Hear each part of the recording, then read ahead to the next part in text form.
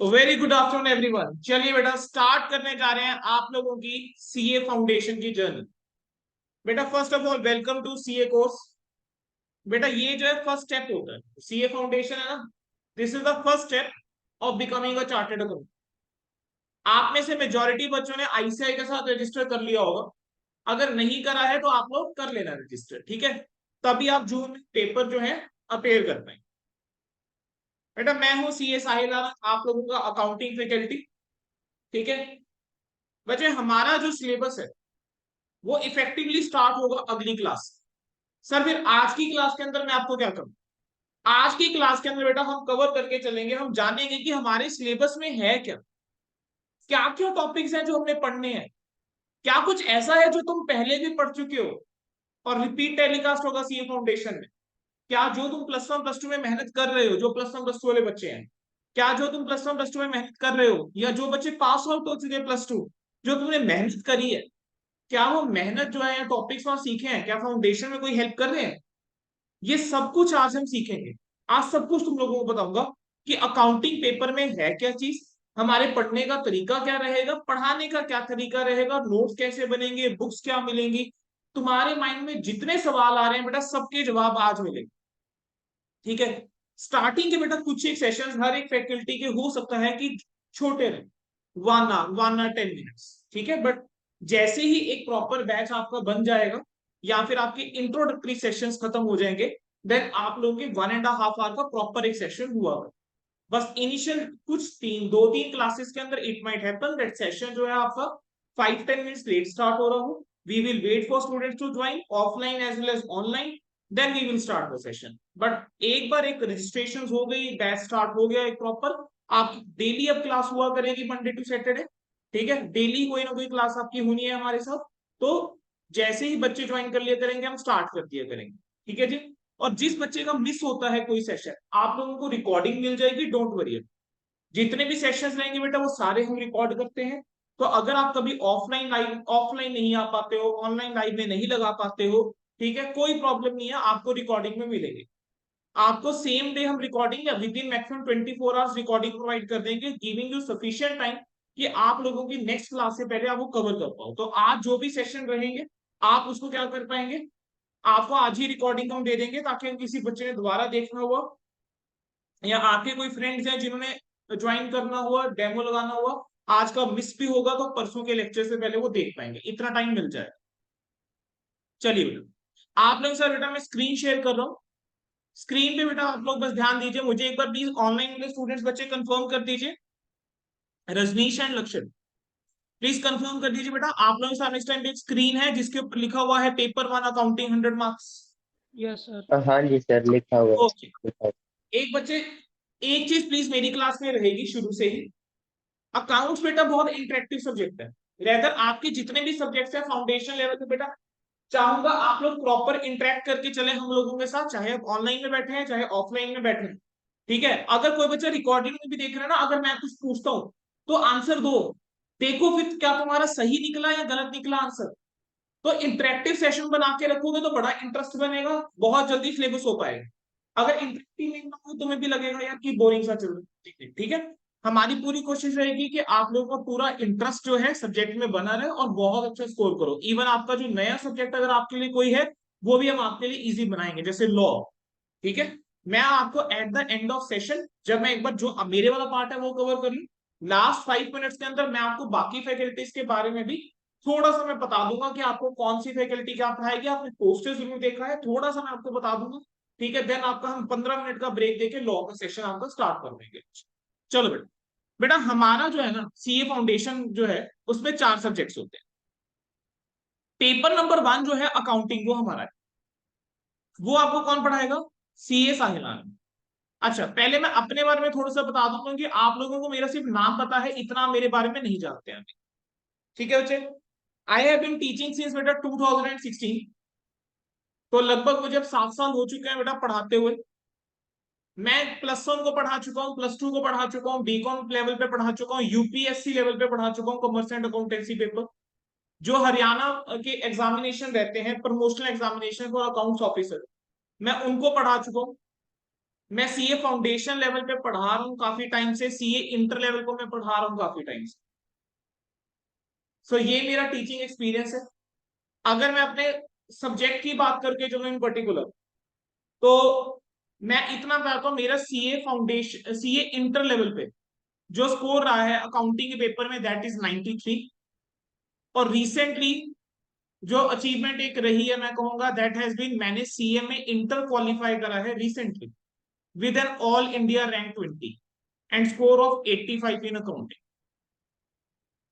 तो I think ये sufficient है जस्टिफाई करने के लिए कि मैं अकाउंट्स मैं ही क्यों पढ़ा, कि मैं ही क्यों आपके सामने आके अकाउंट्स पढ़ा रहा हूं। आई थिंक वो मैं जस्टिफाई कर पाया स्कोर्स के। Definitely there is something which I am doing different in examination accounting paper. वो पोर्टे है मेरा, I am a practising chartered also. So मेरा पोर्टे मेन अकाउंटिंग है।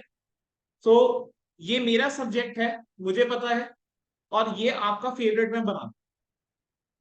बस एक माइंडसेट रख के चलिएगा, आप जब यहाँ पर आए हैं मैं ये तरीके से पढ़ाऊंगा जैसे आप लोगों ने पहले अकाउंटिंग नहीं पढ़ी। मतलब अगर किसी बच्चे का बेस नहीं भी क्लियर होगा अकाउंट्स का, उसका बेस क्लियर मैं करूँ, जितना रिक्वायर्ड होगा हमारे सब्जेक्ट के लिए उतना हम पूरा बेस आपका क्लियर करके चलेंगे, क्योंकि ये बेटा बेस क्लास है। अगर फाउंडेशन में कंसेप्ट क्लियर है, डेफिनेटली इंटर में आपको हेल्प मिलेगी, आगे फाइनल लेवल पे हेल्प मिलेगी, कहीं पे भी अकाउंट्स पढ़ोगे आपको हेल्प मिलेगी। तो बेस स्ट्रॉन्ग होना बड़ा जरूरी है। तो हमारा ना कंसेप्ट के ऊपर बहुत फोकस रहे हर टॉपिक के अंदर। और जहां पर भी आपको लगे कंसेप्ट समझ में नहीं आया, कहीं प्रॉब्लम आ रही है, आप लोग मेरे को वहां पर पाएंगे, मैं दोबारा रिपीट करूंगा, जब तक समझ नहीं आएगा तब तक हम उस कंसेप्ट के ऊपर रहेंगे। ठीक है, जब आप लोग कह दोगे हाँ जी सर कंसेप्ट क्लियर, तभी हम आगे बढ़ेंगे, अदरवाइज हम आगे टॉपिक में नहीं बढ़ा। तो कोई चैप्टर शुरू कब होगा वो मैं डिसाइड करूंगा, लेकिन वो चैप्टर खत्म कब होगा ये तुम लोग डिसाइड करो। तो सिलेबस की मैं कोई ऐसे टाइम बाउंडेशन नहीं दे रहा हूँ कि कितने टाइम हम सिलेबस खत्म करेंगे। यस, हमारे माइंड में एक डेट हमने सेट करी है, that is mid of March, ताकि हम मिड ऑफ मार्च के बाद बेटा सिर्फ रिवीजन के ऊपर ही फोकस करें। और जो बच्चे प्लस टू में हैं उन्होंने टेंशन नहीं लेनी। अगर आपके बेटा कोई नए टॉपिक्स आते हैं, डोंट वरी, आपके बोर्ड एग्जाम्स के बाद अगर आपको मान लो आपके कुछ सेशन मिस होते हैं, हम उन टॉपिक्स को दोबारा से रिपीट करवाएंगे। आपको एक्स्ट्रा टाइम देना पड़े, एक्स्ट्रा टाइम देके हम रिपीट करवाएंगे, प्रॉपर वे में आपकी तैयारी करवाएंगे आपके बोर्ड एग्जाम्स के बाद, अगर बीच में आपकी क्लासेस मिस होती भी। अदरवाइज रिकॉर्डिंग में आपके पास बेटा हर एक क्लास का असेस रहेगा, और अनलिमिटेड असेस है, जितनी मर्जी बार आप लेक्चर को देखिए, जितनी मर्जी। ठीक है, चलो बेटा अब हम शुरू करते हैं। बेटा हमारा सिलेबस क्या है, बेटा हमारे सिलेबस की बात करके चलें, तो हमारे सिलेबस को जो बांटा गया है ना, वो 10-11 चैप्टर में बांटा गया। अगर तुम देखो तो तुम्हें सिलेबस में क्या दिख रहा है, 11 चैप्टर दिख रहे होंगे, है ना। लेकिन बेटा ये 11 चैप्टर नहीं है, ये सिर्फ दिखने में 11 चैप्टर है। इनके अंदर डिटेलिंग में अगर हम जाना शुरू करेंगे तो हमारे टॉपिक्स अच्छे खासे हैं। बेटा सबसे पहला चैप्टर आपको जो दिया गया है that is the theoretical framework. Theoretical framework में आप देख रहे हो meaning and scope of accounting. बेटा ये वही चैप्टर है जो आप लोगों ने अपनी +1 क्लास के अंदर पढ़ा। नेक्स्ट आप देख रहे हो accounting concept, principle and convention. आप लोगों को बेटा याद होगा कि जब आप +1 क्लास में थे तो एक चैप्टर आया था अकाउंटिंग प्रिंसिपल्स के नाम से, जिसके अंदर matching concept, consistency, approval, going concern, prudence, ये हिस्टोरिकल कंसेप्ट, आपने कुछ ऐसा चीजें सीखी हूं। और आप में से आधे बच्चे ऐसे भी होंगे जिनकी +1 क्लियर है, अभी +2 कर रहे हैं, लेकिन उन्होंने इस चैप्टर को कभी ढंग से नहीं पढ़ा क्योंकि पढ़ाया नहीं गया। ये बेटा ये चैप्टर हमारा एक बेस चैप्टर है जो जगह जगह पे काम आएगा, जो कंसेप्ट काम आते हैं। डेफिनेटली इस चैप्टर को मैं करवाऊंगा किस टाइम पे, जब हम कुछ टॉपिक्स कर लेंगे। ये वही चैप्टर है जो आपने +1 में करा। देन आपको याद होगा जब आप +1 क्लास में थे, तो बेटा +1 क्लास में आपको एक चैप्टर होता था फाइनल अकाउंट से पहले, फाइनल अकाउंट विदाउट एडजस्टमेंट से पहले एक चैप्टर होता था, चैप्टर का नाम था कैपिटल एंड रेवेन्यू। बेटा वो चैप्टर आप लोगों के सामने वापस आया है, किस रूप में, capital and revenue expenditure, capital and revenue receipts, contingent assets and liabilities. Then बेटा एक छोटा सा टॉपिक ऐड करा गया है अकाउंटिंग पॉलिसीज। ये तुम लोगों ने पहले पढ़ा नहीं है, ये एक छोटा सा टॉपिक है, बड़ा माइन्यूट सा टॉपिक है, बहुत जल्दी कवर हो जाएगा। Then we have accounting as the measurement discipline, valuation principles and accounting estimates. ये भी बेटा एक टॉपिक ऐड करा गया है। एंड लास्ट आपका अकाउंटिंग स्टैंडर्ड्स। अकाउंटिंग स्टैंडर्ड भी बेटा वही चैप्टर है जिसको आप +1 में बेटा इग्नोर कर देते थे, ढंग से नहीं पढ़ा था। जो सच है वो है, क्योंकि बच्चे +1 के अंदर इस चैप्टर को बस इसमें में पढ़ते हैं कि हमें तो क्या करना है, 4 मार्क्स की इसमें से थ्योरी आनी है या कुछ एक एमसीक्यू आ जाएंगे ऑब्जेक्टिव टाइप, उस एंगल से आप पढ़ के जाते हो, तो डिटेलिंग में आप नहीं पढ़ते हो। बेटा ये चैप्टर आपके सामने इंट्रोडक्टरी है सर, इंट्रोडक्टरी एक चैप्टर है, और आपका पूरा का पूरा सीए इंटर जो है that is based on the accounting standard. But यहाँ पर आप एक बार थोड़ा सा सीख लेते हैं कि अकाउंटिंग स्टैंडर्ड होता क्या है। देन अगला हमारे पास आता है बेटा अकाउंटिंग प्रोसेस। देखो अब कहने को एक चैप्टर था लेकिन कितने टॉपिक अंदर निकला। अब यहां पर भी क्या है, अकाउंटिंग प्रोसेस। अब ये अकाउंटिंग प्रोसेस की भी अगर हम बात करके चले, बेटा मैं आपको अगर ऐसा बोलूं, आपकी +1 की फर्स्ट टर्म का जो सिलेबस था पूरा का पूरा आपको यहाँ पर दिखने को मिल रहा है। यहाँ पर आपको देखने को मिलेगा अकाउंटिंग इक्वेशन, देन आपको यहाँ पर देखने को मिलेगा जनरल, आपको देखने को मिलेगा ledger, subsidiary books, cash books, then आपको यहाँ पर देखने को मिलेगा अकाउंटिंग इन जीएसटी। जो आपका दिसंबर 23 का सिलेबस था उसमें अकाउंटिंग इन जीएसटी नहीं था। जून 24 वालों के लिए आपका इंस्टीट्यूट कहता है हम तो अकाउंटिंग इन जीएसटी भी पढ़ाएंगे, तो अकाउंटिंग इन जीएसटी भी ऐड कर दिया गया है बेटा। उसके अलावा trial balance and rectification of error, ये बेटा आपका वही टॉपिक्स हैं जो आप लोगों ने सारे के सारे +1 में पढ़े हैं, इन्होंने एक ही चैप्टर के अंदर इन सबको दे रखा। देन बेटा आपका अगला चैप्टर आता है बैंक रिकंसिलिएशन स्टेटमेंट। अगेन आपका ये चैप्टर है जो +1 में आप लोगों ने पढ़ा हुआ है, ठीक है, वही चैप्टर आप लोगों के सामने बेटा वापस आ। अब आप लोग कहोगे सर ये हमने फाउंडेशन इन +1 में पढ़े हुए हैं, अब इन चैप्टर्स के अंदर नया क्या है। बेटा नयापन है इन चैप्टर्स। फाउंडेशन लेवल पे कुछ चीजें हैं जो डिफरेंट है। एग्जांपल के तौर पे अगर मैं कैश बुक की बात करके चलूं, आप लोगों ने सिंगल कॉलम कैश बुक पढ़ी थी, आपने डबल कॉलम कैश बुक पढ़ी थी, आपने पेटी कैश बुक पढ़ी थी, लेकिन आप लोगों ने ट्रिपल कॉलम कैश बुक नहीं पढ़ी, या फिर आप लोगों ने कैश बुक वो नहीं पढ़ी है जिसके अंदर साथ में डिस्काउंट कॉलम भी मिलता है। So this is the change जो आपको यहां पर देखने को मिलेगा। इसी तरीके से अगर मैं ट्रायल बैलेंस की बात करके चलूं, आप जब +1 क्लास में थे आप लोगों ने सिर्फ एक ही मेथड सीखा ट्रायल बैलेंस बनाने, यहां पर आप 3 मेथड सीखोगे ट्रायल बैलेंस। देन आपका rectification of errors, rectification of errors के अंदर बेटा आप लोगों ने अब तक जो सीखा था वो सीखा था जहां पर आपका सिंगल एरर है, मतलब अफेक्ट कर रहा है trial balance, error not affecting trial balance. आपको गलतियां कब पता लगी, ट्रायल बैलेंस बनाने से पहले, वहां तक की गलतियां आपने ठीक करी है ना, या ट्रायल बैलेंस बनाने के बाद गलती पता लगी, आपने वो गलतियां ठीक करी थी। लेकिन क्या आपने वो मिस्टेक्स ठीक करी थी या उनको रेक्टिफाई करना सीखा था जो फाइनल अकाउंट्स बनने के बाद हमें पता लगा। मेरे फाइनल अकाउंट्स बन गए, फाइनल अकाउंट्स बनने के बाद, फाइनल अकाउंट्स बनने के बाद हम उसको रेक्टिफाई कैसे करेंगे, ये आपको एडिशनल चीज है जो यहां आप सीख के चलो। तो कैसे +1 से डिफरेंट है सेम टॉपिक होकर भी, वो हम सीखेंगे। देन आपका बैंक रिकंसिलिएशन स्टेटमेंट।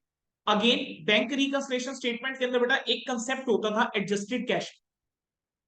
बुक के अंदर एक ही इलस्ट्रेशन होती थी, चाहे आपके पास रेजर चावल थी, डीके गोल थी, लास्ट में जाके होता था।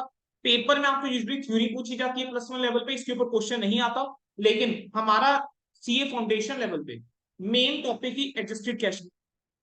देन इन्वेंट्री, बेटा ये एक नया टॉपिक है जो आप लोगों के सिलेबस के अंदर है, मतलब आप लोगों के लिए नया, ठीक है, फाउंडेशन के सिलेबस में तो काफी टाइम से चला आ रहा है, आप लोगों के लिए एक नया टॉपिक इन्वेंट्रीज।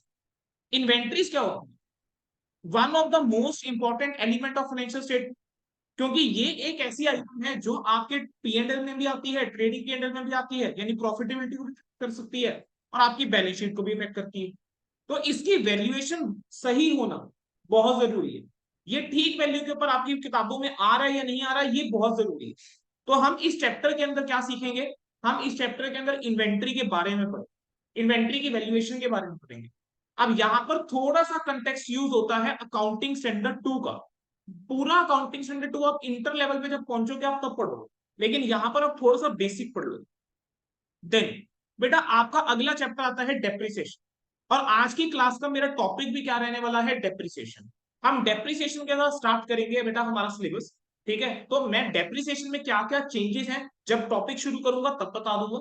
नेक्स्ट बेटा आपका टॉपिक आता है bills of exchange and promissory note. Again बेटा ये एक ऐसा चैप्टर है जो आप लोगों ने +1 में पढ़ा हुआ है, लेकिन बिल्कुल बेस लेवल पे आपने बहुत बेसिक पढ़ा हुआ है +1 में। यहां पर आप पूरा का पूरा डिटेल्ड में पढ़ने वाले हैं, बहुत डिटेल में पढ़ने वाले हो बिल्स ऑफ एक्सचेंज, और साथ में एक और टॉपिक होता है अकोमोडेशन बिल। हम ये टॉपिक्स बेटा पढ़ के चलेंगे। तो जो भी टॉपिक्स आपने अब तक देखे, हुआ क्या है वही चीज जो आपने पढ़ी है, लेकिन एट द एडवांस लेवल या कुछ एडिशनल कंसेप्ट के साथ।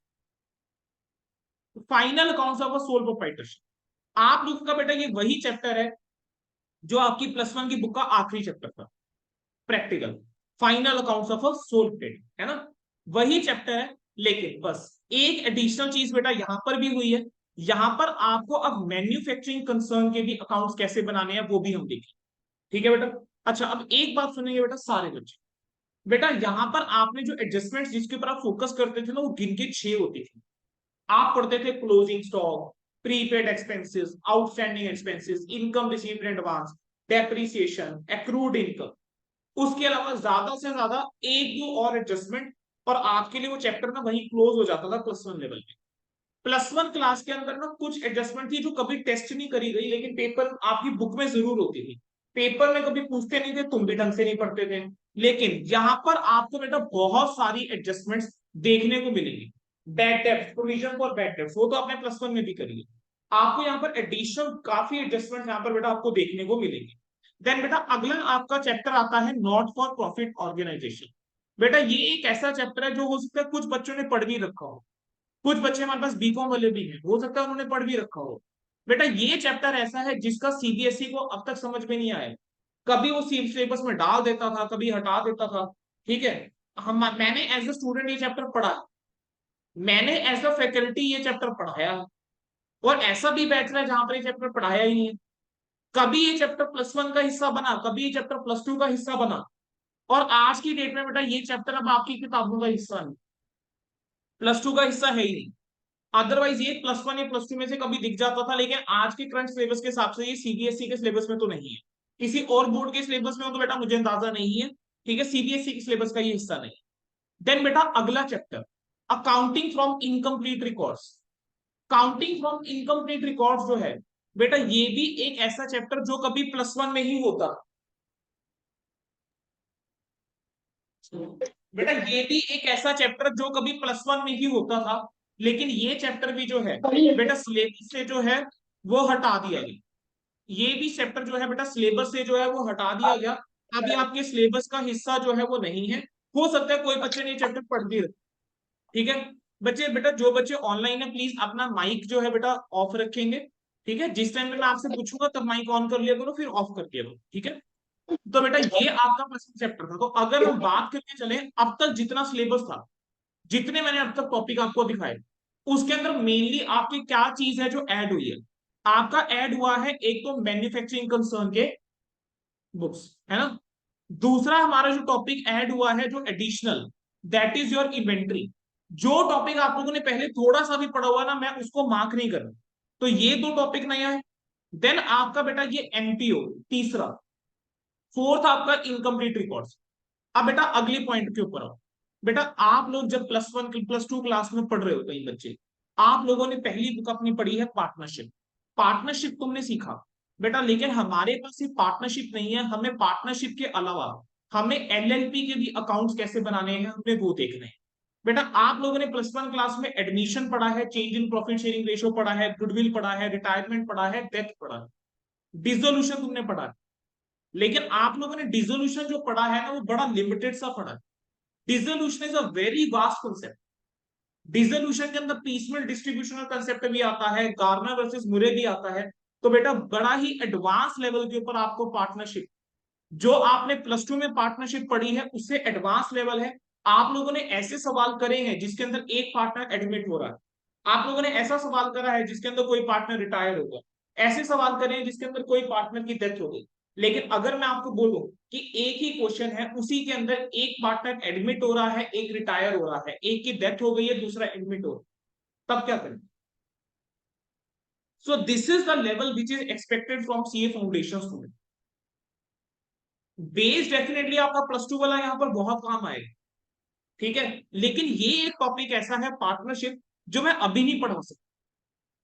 उसका एक सीधा सा कारण ये है कि अगर मैंने इस टॉपिक को अभी पढ़ा दिया, जो बच्चा +2 लेवल पे है उसने अगर वो ट्रीटमेंट कराया जो आपका फाउंडेशन का बोलता है, और आपकी बुक के अंदर सीबीएसई आईसीएसई जिस भी बोर्ड से आप हैं, ठीक है, जिस भी बोर्ड से आप हैं इरिस्पेक्टिव, आपकी बुक के अंदर जो ट्रीटमेंट है अगर उससे अलग हुआ और आप गलती से फाउंडेशन का ट्रीटमेंट करके आ गए, आप अपनी जगह गलत नहीं होंगे, लेकिन वहां पर शायद मार्क्स नहीं मिलेंगे। तो हम आपकी +2 का नुकसान नहीं करना चाहते। तो ये टॉपिक मैं करवाऊंगा जरूर, लेकिन मेरी पर्सनल रिकमेंडेशन ये रहेगी कि जिस टाइम पे मैं पार्टनरशिप करवा रहा हूँ, जो बच्चे +2 के लिए अपेयर होने वाले हैं, या तो वो लेक्चर लगा लेना, कोई दिक्कत नहीं है, मना नहीं कर रहा, लेकिन जब मैं बोलूंगा बेटा ध्यान रखना, ये ट्रीटमेंट फाउंडेशन लेवल पे ये ट्रीटमेंट हो, आप अपने +2 लेवल में वही ट्रीटमेंट करके आओ जो अभी तक आपको सिखाया गया। फाउंडेशन लेवल पे क्या ट्रीटमेंट होता है मैं आपको वो सिखाऊंगा, तो मिक्सअप मत करके आ जाना। और अगर किसी बच्चे को ऐसा लगता है वो मिक्सअप कर सकता है, तो मैं उस बच्चे को ये बोलूंगा कि बेटा बोर्ड के एग्जाम खत्म होने दो, कोई बात नहीं, उसके बाद पार्टनरशिप के लेक्चर लगा लो, ठीक है। हाँ, कोई नया टॉपिक अगर हम पार्टनरशिप का कर रहे हैं, जैसे पीसमेल डिस्ट्रीब्यूशन, अब इसमें कोई लेना देना है ही नहीं +2 का, तो इस वाले टॉपिक को आप आराम से लगा सकते हो। नेक्स्ट बेटा आपका कंपनी अकाउंट्स। कंपनी अकाउंट्स जो है बेटा, इसके अंदर आप लोगों ने क्या बचपन में, यानी +2 क्लास के अंदर, अब मैं बेटा बचपन बोलता हूँ, ठीक है, +1 +2 को मैं बचपन बोलता हूँ, जब आप सी फाउंडेशन में एंटर करते हैं, तो आपने +2 लेवल के ऊपर क्या करा है? क्या आपने चैप्टर पढ़ा था share capital, issue of shares, आपने इशू ऑफ डिबेंचर्स पढ़ा? बेटा ये दोनों टॉपिक तो आपके सिलेबस के अंदर है ही है। उसके अलावा बस उसने क्या बोला, कह रहे हैं आपको रिडम्पशन ऑफ प्रेफरेंस शेयर्स और रिडम्पशन ऑफ डिबेंचर्स भी पढ़ना, आपको रिडम्पशन ऑफ प्रेफरेंस शेयर्स और रिडम्पशन ऑफ डिबेंचर भी पढ़ना है, साथ में आपको बोनस इशू और राइट इशू, ये भी 2 टॉपिक पढ़ना है। बेटा ये जो आप अब टॉपिक देख रहे हो ना, जिनको अब मैं मार्क करने जा रहा हूं, या जिनको मैं हाईलाइट कर रहा हूं किसी और कलर से, ब्लू कलर से, ये वो टॉपिक्स हैं जो कभी सीए इंटर का हिस्सा होते थे। जो नवंबर 23 का एग्जाम है इंटर का, 2 तारीख को, और 10 तारीख को एडवांस अकाउंट, उनमें से ये टॉपिक्स होते थे। ये जो बोनस इशू राइट इशू देख रहे हो, ये इंटर का टॉपिक है जो उठा के डाल दिया गया बेटा फाउंडेशन में। ये जो आप टॉपिक देख रहे हो, ये इंटर लेवल के टॉपिक है जो डाल दिए गए हैं फाउंडेशन पे।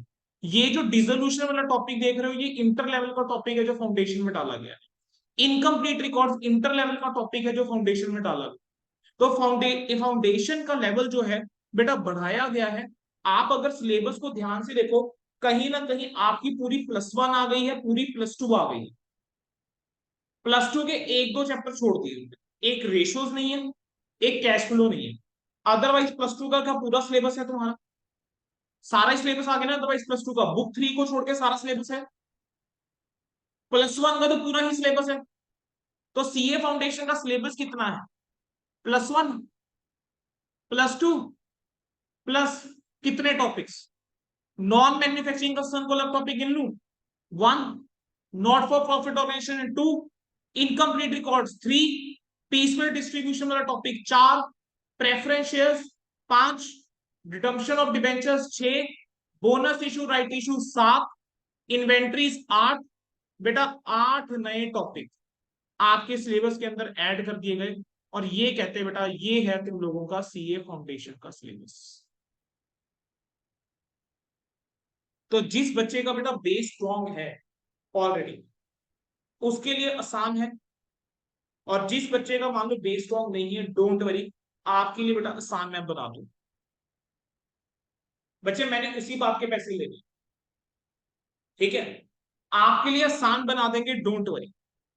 बस आप लोगों से एक चीज चाहिए, अगर सेटिस्फाइड होंगे, कंटिन्यू करते हो, तो ढंग से पढ़ लो, ढंग से पढ़ोगे, एश्योरिटी मैं दे रहा हूं बेटा, रिजल्ट्स अच्छे आएंगे।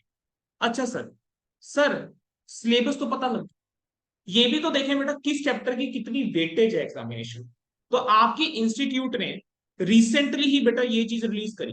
तो बेटा जो तुम लोगों ने पहला चैप्टर देखा ना, जिसके अंदर आपके ये सब टॉपिक आए थे, अकाउंटिंग का meaning, conventions, capital revenue, accounting policy standard, institute कहता कि हम इसको पूछेंगे पेपर में से 5 से 10%। टोटल पेपर बेटा हमारा कितने मार्क्स का होता है? अभी फाउंडेशन का जो नया पैटर्न है, अब न्यू स्कीम आई है, उसका अभी सैंपल पेपर हमारे सामने कोई नहीं आया, वो आएगा तब और क्लैरिटी मिलेगी कि कितने ऑब्जेक्टिव पूछ रहा है, या सारा डिस्क्रिप्टिव दे रहा है, क्या दे रहा है, पूरी क्लैरिटी आएगी, ठीक है। अब यहाँ पर 5 to 10% है, यानी अगर 100 नंबर का पेपर है, लगा लो 5 से 10 नंबर का क्या है, थ्योरेटिकल फ्रेमिंग, जो बेटा रिकॉर्डिंग वाला पार्ट करा हमने, accounting equation, general ledger, cash book, subsidiary, trial balance, उसके अलावा बीआरएस और रेक्टिफिकेशन, इन चैप्टर को आपको पेपर में दिखेगा 30 से 35 मार्क्स का। यानी मैं ऐसा बोल सकता हूं, क्या जिस बच्चे ने +1 क्लास को थोड़ा सा ढंग से पढ़ा हुआ है, जिस बच्चे ने +1 क्लास को थोड़ा ढंग से पढ़ा हुआ है, और साथ में बस एक टॉपिक नया कर लेना, इन्वेंट्रीज, तो उसका बेटा 35 और 10 लगभग 40 नंबर का पेपर तो वैसे ही कवर हो गया। और एक टॉपिक और, bills of exchange and depreciation. देखो कितने टॉपिक कर दिए। वो कहता है हम आपसे 30 से 35 नंबर में क्या पूछेंगे, पूरा basics, rectification, depreciation, BRS, inventory. ठीक है, ये सारे टॉपिक्स आपसे पूछेंगे। कितने नंबर में, 30 से 35 नंबर के। देन फाइनल अकाउंट्स वाला जो टॉपिक है, सोल प्रोप्राइटर का, मैन्युफैक्चरिंग कंसर्न भी, नॉन मैन्युफैक्चरिंग कंसर्न भी, और एनपीओ के अकाउंट्स और इनकम्प्लीट रिकॉर्ड्स, इन सबको मिला के पूछेगा कितने नंबर का, 20 से 25 नंबर। ये टॉपिक पेपर में बेटा कितने मार्क्स के आएंगे, 20 से 25 नंबर के।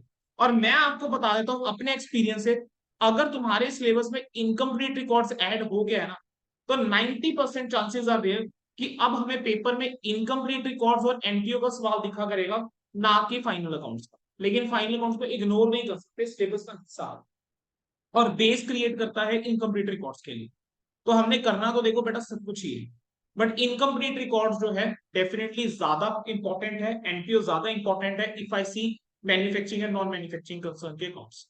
देन बेटा पार्टनरशिप जो है, तुम लोग अभी पढ़ रहे हो लगभग शायद 50 नंबर के लिए। कितने मार्क्स के लिए पढ़ रहे हो पार्टनरशिप, 40-45, कितना, 45 मार्क्स के लिए बेटा अभी तुम पार्टनरशिप पढ़ रहे हो। वो कहता है पार्टनरशिप पढ़ो, लेकिन हम पूछेंगे सिर्फ कितने नंबर की, 15 से 20 नंबर, अगर 100% हम लेकर चले। कंपनी अकाउंट्स, कंपनी अकाउंट्स के जो चैप्टर थे, शेयर्स, डिबेंचर्स, रिडम्पशन वाले दोनों चैप्टर और बोनस और राइट इशू, 15 से 25। सो बेटा ये आपके इंस्टीट्यूट ने क्या करा है, वेटेज दी। अब बेटा इसके बाद मैं आपको क्या दिखा रहा हूं, इसके बाद आप जो पेजेस देख रहे हैं वो पेजेस क्या है, आपके ही इंस्टीट्यूट से उठाए गए डिटेल्ड कंटेंट्स है। हमने पढ़ना क्या क्या है, हर एक टॉपिक के अंदर उन्होंने डिटेल कंटेंट दिया। ठीक है, पूरा का पूरा देखो। Basic accounting procedure, general entry, accounting equation approach, traditional approach, modern classification, general advantages क्या है, अकाउंटिंग फॉर जीएसटी। बेटा ये ऐड करा गया, ये पहले नहीं था सिलेबस। लेजर्स, देन आपका ट्रायल बैलेंस। देखो ट्रायल बैलेंस के अंदर अलग अलग मेथड्स हैं। सब्सिडरी बुक्स, देन आपका कैश बुक।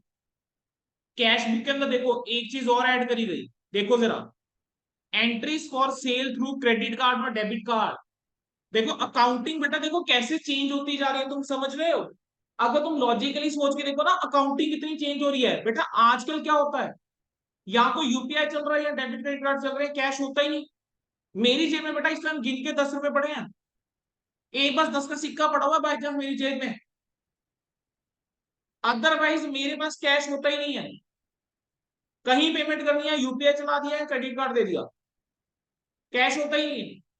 आप लोग भी अगर मेरे को फीस पे करते हो कोई, या बच्चा कोई मेरे को फीस पे करता है, कैसे कर देता है, सर कहते हैं गूगल पे नंबर दे दो, सर पे ट्रांसफर कर देते, कैश देता ही नहीं बच्चे आजकल। हो क्या रहा है, मोड ऑफ ट्रांजेक्शन चेंज होता जा रहा है ना, कैसे ट्रांजेक्शन होती थी चेंज होता जा रहा है। वो कहता है यार ये चीज चेंज होती तो अकाउंटिंग करो चेंज। डेबिट और क्रेडिट कार्ड के थ्रू अगर आप कोई सेल कर रहे हो तब कैसे एंट्री होगी, ये सीखेंगे। रेक्टिफिकेशन, रेक्टिफिकेशन तो मैंने आपको बताया है कि उसके अंदर क्या क्या नई चीजें पढ़नी है। बैंक रिकंसिलिएशन स्टेटमेंट, फिर आपका, देन आपका इन्वेंट्रीज, डेप्रिसिएशन। देखो मैंने कहा था ना डेप्रिसिएशन के अंदर मैं तुम लोगों को बताऊंगा कुछ चीजें। अब देखो डेप्रिसिएशन के अंदर इन्होंने क्या क्या ऐड कर दिया, कह रहे चेंज हुआ है अगर मेथड ऑफ डेप्रिसिएशन में। अब ये टॉपिक तुमने पहले कभी भी नहीं पढ़ा। रीवैल्यूएशन अगर हुई है प्रॉपर्टी प्लांट और इक्विपमेंट की तब क्या, अगर यूजफुल लाइफ के अंदर चेंज हुआ है तब क्या। और ये जो मेथड्स की है ना, इस मेथड्स के अंदर भी कुछ और मेथड्स हैं जो हम पढ़ने वाले हैं, कुछ और मेथड जो आपने पहले नहीं पढ़े। आप लोगों ने सिर्फ दो मेथड पढ़े हैं, एक स्ट्रेट लाइन मेथड और दूसरा WDV। एक स्ट्रेट लाइन मेथड पढ़ा हुआ है और दूसरा कौन सा पढ़ा हुआ है बेटा, WDV पढ़ा हुआ है, return on value method, reducing balance method है ना, या डिमिनिशिंग बैलेंस मेथड आपको पता होगा। अब ये क्या कहते हैं, कहते हैं कि हम तो और मेथड भी पढ़ाएंगे, हमने सिर्फ यहां तक रिस्ट्रिक्टेड नहीं रखना, आप लोगों को और भी मेथड जो है वो पढ़ने होंगे। देन आपका बेटा अगला चैप्टर कौन सा आ रहा है, अगला चैप्टर आपका आ गया bills of exchange. Bills of exchange बेटा आप लोगों ने जो है बड़ा ही लिमिटेड सा पढ़ा हो। आप लोगों ने बेसिक बिल्स ऑफ एक्सचेंज पढ़ा हो, आप लोगों ने उससे ज्यादा नहीं पढ़ा है। यहाँ पर तो हम रिन्यूअल की बात भी करेंगे, रिटायरमेंट की बात भी करेंगे, इंस्टॉलमेंसी की बात भी करेंगे और अकोमोडेशन बिल की बात भी करेंगे। Next, final accounts. Final accounts के अंदर बहुत सारी एडजस्टमेंट्स हैं जो हम सीखने वाले हैं। इसी के अंदर हम एक चैप्टर पढ़ेंगे प्रोविजन एंड रिजर्व का भी। देन मैन्युफैक्चरिंग एंटिटी के हमने फाइनल अकाउंट सीखने हैं बेटा, ठीक है, ये आपका डिटेल कंटेंट्स है बेटा। देन आपका क्या आ गया, नॉट फॉर प्रॉफिट ऑर्गेनाइजेशन, उसके अंदर ये टॉपिक्स दिए हुए हैं जो जो आप लोगों ने पढ़ने हैं। देन आपका इनकम्प्लीट रिकॉर्ड्स, इनकम्प्लीट रिकॉर्ड्स के अंदर भी देखो उन्होंने यहाँ पर अलग अलग चीजें दे रखी है बेटा। देन पार्टनरशिप और एलएलपी अकाउंट्स। आप लोगों ने पार्टनरशिप तो सीखा हुआ है, एलएलपी सीखा है क्या पहले? नहीं सीखा ना। अब एलएलपी के अकाउंट्स कैसे बनते हैं वो भी सीखेंगे। तो बेटा ये सारे के सारे टॉपिक जो है बेटा हमने पढ़ने हैं। देखो डिसोल्यूशन आ गया, यहाँ पर आ गया कि एलएलपी को बाइंड अप कैसे करते हैं, इंसॉल्वेंसी के केस में क्या होता है, डिसोल्यूशन के कॉन्सिक्वेंसेस क्या होते हैं, आपने पीसमेल पेमेंट कैसे करते हैं। आप लोगों ने ये चीजें बेटा नहीं पढ़ी हैं प्लस 2 लेवल पे। These are new topics for you. Then company accounts. Company accounts जो है बेटा ये देखो, ये आपको दो फैकल्टी पढ़ाएंगे, ये आपको दो फैकल्टी पढ़ाएंगे। सर कैसे है, आपकी जगह और कोई आगे पढ़ाएगा नहीं। आप बेटा जब लॉ पढ़ोगे तो लॉ के अंदर भी आई थिंक बेसिक आपको पार्ट उन्होंने दे रखा है कि कंपनीज एक्ट, तो ये वाला पार्ट आप कंपनीज एक्ट में ज्यादा अच्छे से पढ़ोगे रेदर देन उससे। देन आपका बेटा ये शेयर कैपिटल वाला चैप्टर पूरा का पूरा, बस शेयर कैपिटल के अंदर दो चीजें और ऐड हो गई। आप लोगों ने प्लस 2 लेवल में क्या interest on calls in arrear और interest on calls in advance का कंसेप्ट पढ़ा है? Interest on calls in arrear और interest on calls in advance नहीं पढ़ा। ये एडिशनल पॉइंट है जो आप यहां पर पढ़ के चलोगे। Issue of debentures, issue of debentures more और लेस वही है जो आपने प्लस 2 में पढ़ते हो, लेकिन आप लोगों ने जो कोलेटरल सिक्योरिटी का ट्रीटमेंट प्लस 2 लेवल तक पढ़ा है, मैं उससे अलग बताऊंगा इसका ट्रीटमेंट। हम सीए फाउंडेशन में थोड़ा अलग ट्रीटमेंट करके चलते हैं। देन आपका बोनस इशू, राइट इशू, बड़ा ही इजी चैप्टर। और इस चैप्टर के अंदर हम पहली बार सीखेंगे कि how to do law based accounting. Law based accounting कैसे करी जाती है बेटा, ये सीखेंगे हम यहाँ पर। सर ये लॉ बेस्ड अकाउंटिंग का टर्मिनोलॉजी दिया आपने। बेटा अब तक आप लोग अकाउंट्स पढ़ते आए हो वो रूल्स के बेसिस के ऊपर, प्रैक्टिस के बेस के ऊपर, है ना, क्वेश्चंस कर लिए, प्रैक्टिस हो गई, हो गया। लेकिन एक्चुअल में रियल लाइफ में देयर आर सर्कमस्टांसेस जहां पर लॉ में लिखा गया है कैसे अकाउंटिंग करनी है। बोनस इशू और राइट इशू, इसके रिस्पेक्टिव सेक्शंस हैं। बोनस इशू सेक्शन नंबर 63 है कंपनीज एक्ट का, राइट इशू सेक्शन नंबर 62 है कंपनीज एक्ट का। मतलब अगर ये टॉपिक मुझे पढ़ाना है तो मुझे तुम लोगों को पहले सेक्शन नंबर 63 पढ़ाना पड़ेगा, मुझे तुम लोगों को पहले सेक्शन नंबर 62 कंपनीज एक्ट का पढ़ाना पड़ेगा, फिर जाकर मैं ये टॉपिक करवा सकता हूँ। तब हमें पता लगेगा बेटा पेपर में करना क्या है। सिमिलरली प्रेफरेंस शेयर्स के लिए देखो सेक्शन नंबर 55, कंपनीज एक्ट का सेक्शन नंबर 55 मुझे बताता है कि कैसे रिडम्पशन करेंगे प्रेफरेंस शेयर्स की। इसी तरीके से बेटा डिबेंचर रिडम्पशन के लिए भी सेक्शंस है। लास्ट में बेटा आपको क्या दी गई है, कुछ टर्मिनोलॉजी दी गई है कि किस तरीके का, तो ये आपका पूरा का पूरा क्या है, सिलेबस है। चलो बेटा मुझे तो आपके यहां तक क्लियर हो, जितनी हमने बात करी, जितना मैंने अब तक बताया बेटा यहां तक क्लियर। किसी बच्चे ने यहां तक बेटा कुछ पूछना हो, कोई चीज नहीं पता लगी हो, अभी तक हमने सिर्फ सिलेबस पे बात करी है, अभी और बातें करनी है कि सर क्लास में और क्या क्या रहने का, उसके ऊपर भी मैंने बात करनी है। पहले मुझे ये बताओ यहां तक क्लियर है बेटा? प्लीज एक बार कंफर्म कर दीजिए, यस या नो बस बोल दीजिए। यस यस सर, क्लियर है। Okay great.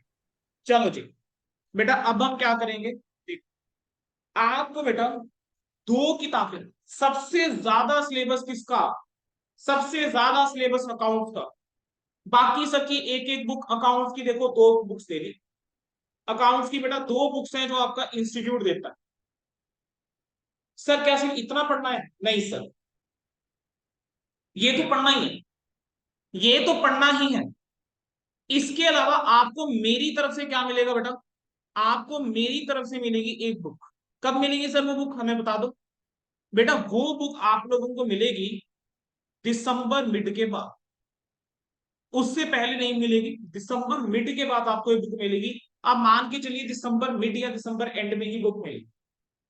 क्या होगा उस बुक के अंदर मैं बता देता हूं बेटा। आपका ये जो इंस्टीट्यूट है ना आईसीआई, जो हमारा प्यारा इंस्टीट्यूट, जो हमें चार्टर्ड अकाउंटेंट बनाता है, जिसके एग्जाम पे ले रखे हम चार्टर्ड अकाउंटेंट बनते हैं बेटा उस इंस्टीट्यूट का जो आपको ये मटेरियल देता है वो तो हो गया स्टडी मटेरियल, लेकिन ये इंस्टीट्यूट पेपर भी तो देता है।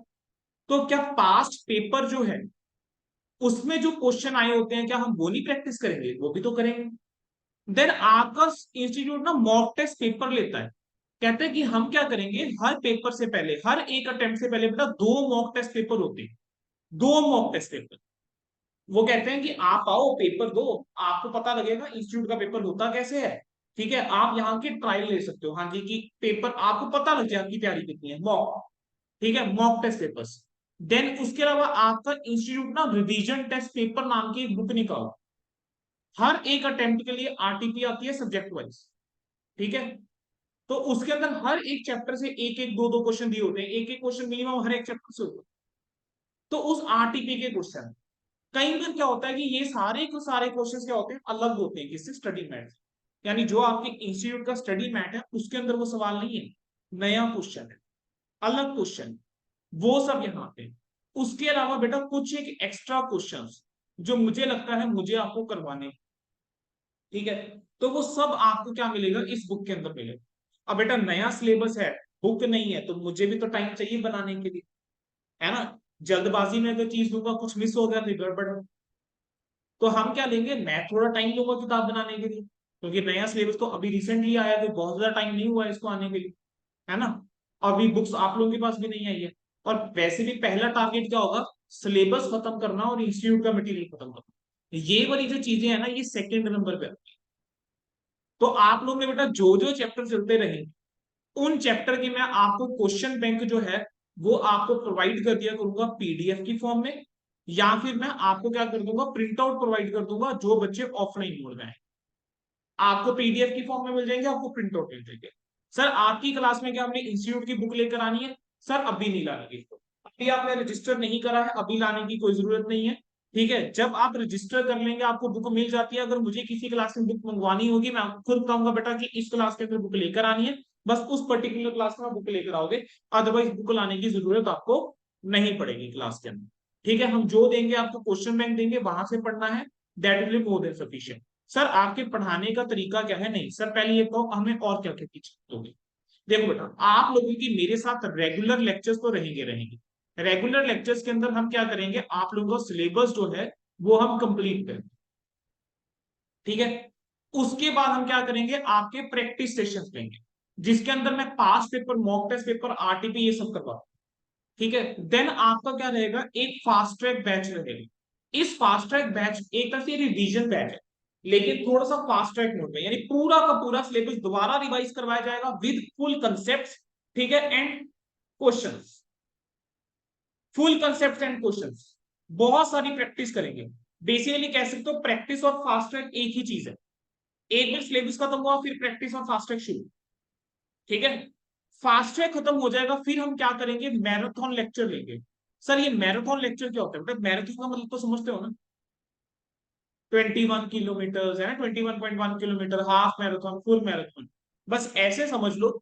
हम आपको मैराथन लेक्चर लेके लगभग 9 से 10 घंटे की मैं क्लास लेता, कभी कभी तो इससे ज्यादा, कभी कभी इससे ज्यादा की क्लास लेके मैं क्या करूंगा, आप लोगों को पूरा सिलेबस रिवाइज करूंगा। 2 दिन में, 3 दिन में हम पूरा सिलेबस रिवाइज करेंगे। मतलब मैं आपको 2 बार बुलाऊंगा या 3 बार बुलाऊंगा। हम सुबह स्टार्ट करेंगे, हम रात तक पढ़ेंगे एक ही सब्जेक्ट, और हम पूरा सिलेबस आपको रिवाइज करवाएंगे along with concept and question. अभी रिसेंटली मेरी इंटर की क्लास हुई थी, वो गई थी 9 hours 45 minutes। मैंने इस 9 hours 45 minutes के अंदर बेटा इनको 7 टॉपिक करवाए थे along with concept and question, 7 topic. तो इसी तरीके से आप लोगों के सेशन रहा करेंगे। अगर किसी ने आइडिया लेना होगा तो बेटा वो जाकर देख सकता है CAH के यूट्यूब चैनल के ऊपर। ठीक है बेटा, चलो जी। सर बुक्स के बारे में आपने बता दिया, आप कैसे पढ़ाओगे, आपने आप क्या क्या फैसिलिटीज रहेंगी वो आपने बता दिया। बेटा टेस्ट भी तो बहुत जरूरी है, बिना टेस्ट के कैसे पता लगेगा तुम लोगों को समझ में आ रहा है नहीं आ रहा, तैयारी हो रही है नहीं हो रही। तो रेगुलर बेस के ऊपर टेस्ट रहेंगे।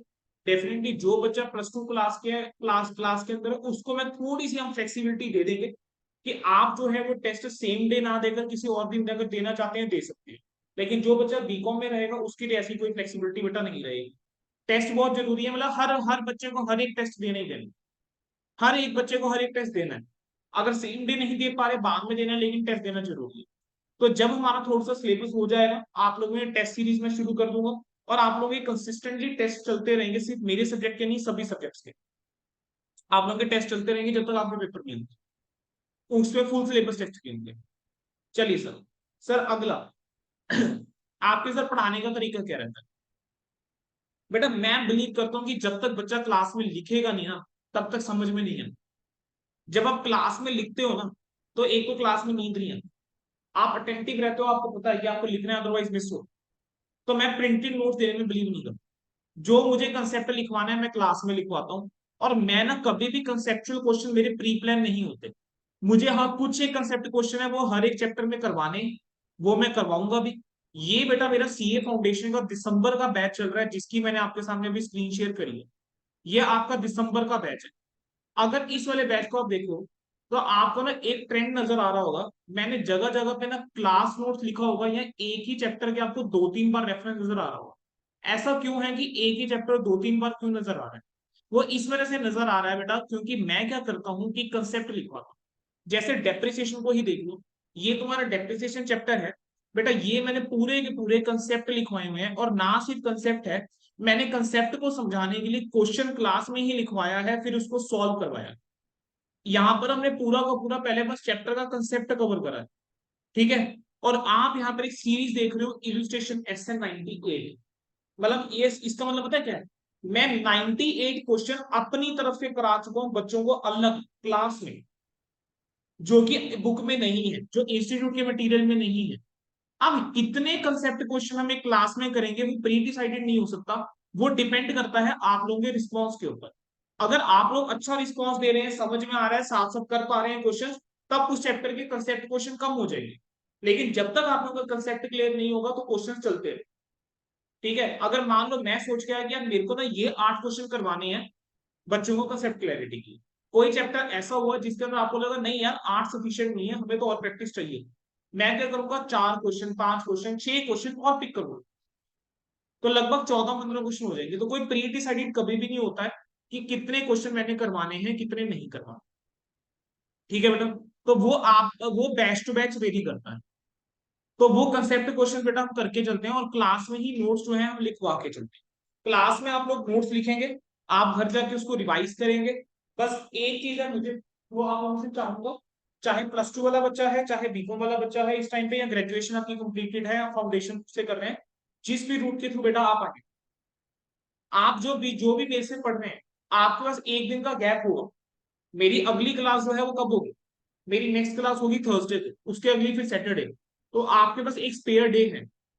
वो जो स्पेयर डे है ना बेटा, उस दिन आप क्या कर सकते हो, ज्यादा नहीं, आधा घंटा निकाल लेना बस अकाउंट्स के लिए। जो मैंने करवाया होगा बस उतना रिवाइज करा, उतना एक बार गो थ्रू कर लो, आपका हो जाएगा। अब ये जो फाइल है, जितना भी मैंने आज लिखा है, ये फाइल आप तक कैसे पहुंचेगी? मैं आपके साथ या तो आईसीआई की फाइल शेयर कर दूंगा डायरेक्टली, या क्लास के एंड में मैं क्या करूंगा, गूगल ड्राइव का लिंक, और उसी गूगल ड्राइव के लिंक के ऊपर मैं इसकी पीडीएफ बना के डाल दूँ। तो आपके पास बेटा ये सेशन जो है, उसकी पीडीएफ और रिकॉर्डिंग दोनों पहुंच जाएगी। ठीक है बेटा। तो बेटा ये बात करनी थी मुझे अपने सिलेबस के बारे में, और हमारे पढ़ाने का तरीका क्या है उसके बारे में। अब बेटा आप लोगों के मन में अगर कोई भी सवाल है मुझसे पूछ लीजिए। हमारे पास टाइम हुआ है 4:15। मेरी क्लास लगभग आज आप लोगों के साथ 4:30 4:35 तक ही हम लेकर जाएंगे। ठीक है। हम क्या करेंगे, अगले 15-20 मिनट के अंदर हम एक कंसेप्ट शुरू करेंगे, आपका डेप्रिसिएशन। तो हम डेप्रिसिएशन से शुरुआत करेंगे। बट उससे पहले बेटा यहाँ तक कोई डाउट है, किसी बच्चे ने इन पर्टिकुलरली कुछ पूछना है मुझसे, तो बेटा मेरे से पूछ सकते।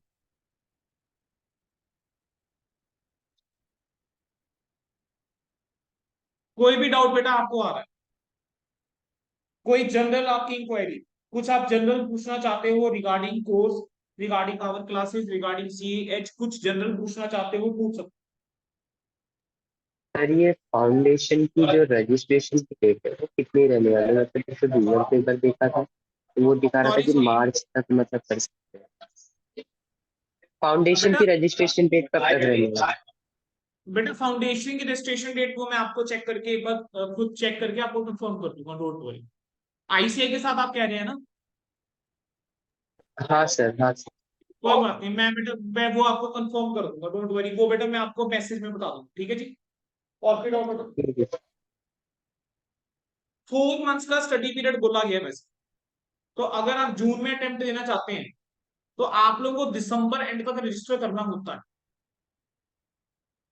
वैसे 31 दिसंबर तक आप लोगों को रजिस्टर करना होता है अगर आप जून में पेपर देना चाह रहे हैं, ठीक है। तो मैं जितना मेरा अपडेशन है उस हिसाब से 31 दिसंबर तक आप रजिस्टर कर सकते हो अगर आप जून अटेम्प्ट सोच रहे हो, ठीक है। स्टिल आई विल बेटा चेक वंस एंड आपको एग्जैक्ट मैं डेट बता। और कोई सवाल बेटा? ठीक है।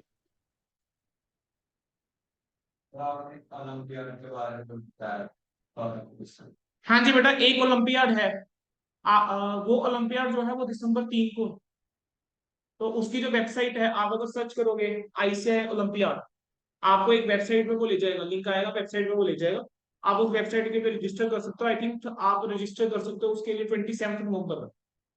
तो 27 नवंबर तक आप रजिस्टर करके बेटा वो आप पेपर दे सकते हो। अभी आप +2 लेवल पे हैं तो आप जो है लेवल 5 आपके लिए एप्लीकेबल, तो आप वो पेपर आप दे सकते हो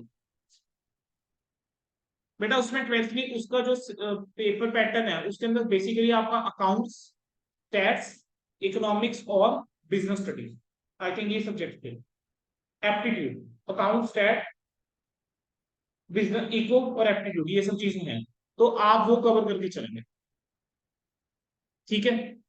फ्री में वो बेटा एग्जाम होता है, ऑनलाइन बैठ के आप एग्जाम देते हैं, टाइम स्लॉट होता है, आप उस टाइम स्लॉट में एग्जाम देंगे। अगर आप टॉप उसमें अच्छा करते हैं तो आपकी बेटा फाउंडेशन की पूरी रजिस्ट्रेशन फी जो है इवन वो तक एग्जाम हो सकती है। मतलब आपको कोई फाउंडेशन की फीस जो है वो देनी नहीं होगी, या देनी होगी वो 6 महीने में वापस आ जाती है फुल इंस्टॉलमेंट,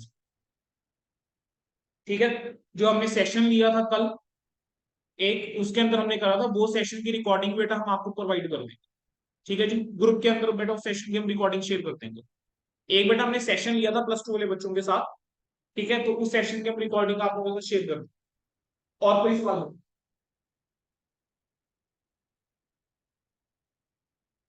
और कोई सवाल बच्चे? नहीं? No sir. चलो बेटा, वी विल बेटा start topic in next 2 minutes. बस एक बार हम पानी पी लूं फिर हम टॉपिक स्टार्ट करें।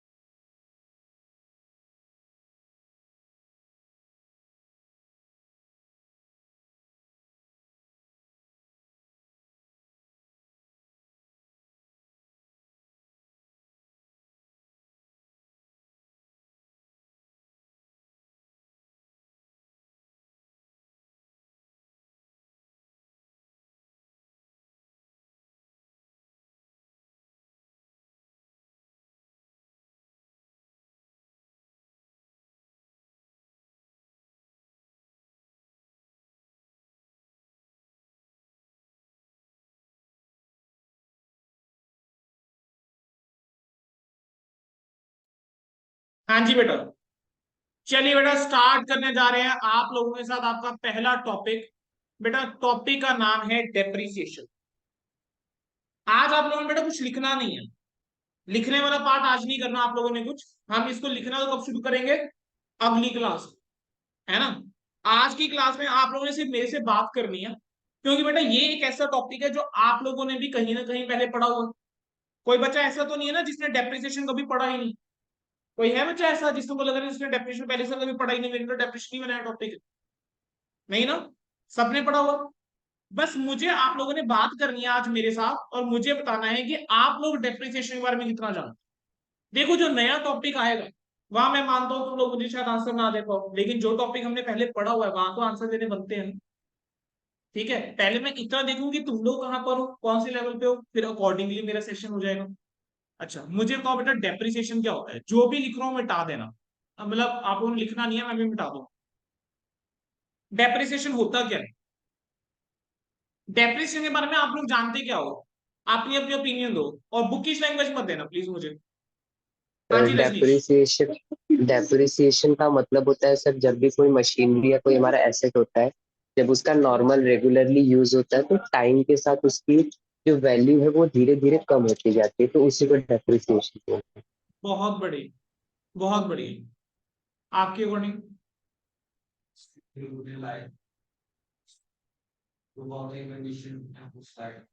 बहुत अच्छे। और लक्षित, लक्षित। सर जब टाइम के साथ एसेट की वैल्यू कम हो। टाइम के साथ एसेट की वैल्यू कम होता है, तो एक कॉमन आंसर मुझे मिला कि सर कोई एसेट है उसकी जब वैल्यू जो है कम हो जाती है विद टाइम, उसको हम डेप्रिसिएशन बोलते हैं। बेटा डेप्रिसिएशन होता क्या है, डेप्रिसिएशन एक नॉन कैश एक्सपेंस होता है। मेरा कुछ जेब से जा नहीं रहा, ये एक नॉन कैश एक्सपेंस है जो कि मैं क्या कर रहा हूं अपनी बुक्स के अंदर रिकॉर्ड करके चल रहा हूँ एज एक्सपेंस। हम डेप्रिसिएशन को रिकॉर्ड करके चलते हैं। डेप्रिसिएशन जो है किस पे चार्ज करते हैं हम, एसेट्स के ऊपर। कौन से एसेट्स के ऊपर, फिक्स एसेट्स के ऊपर। अब डेप्रिसिएशन समझाने से पहले तुम लोगों को ये पता होना चाहिए या ये क्लैरिटी होनी चाहिए, चार टर्म्स होती है, डेप्रिसिएशन, डिप्लीशन, अमोर्टाइजेशन। ये तीन टर्म्स बेसिकली हैं, डेप्रिसिएशन, डिप्लीशन एंड अमोर्टाइजेशन। क्या लगता है बेटा फर्क क्या है डेप्रिसिएशन में, डिप्लीशन में, अमोर्टाइजेशन।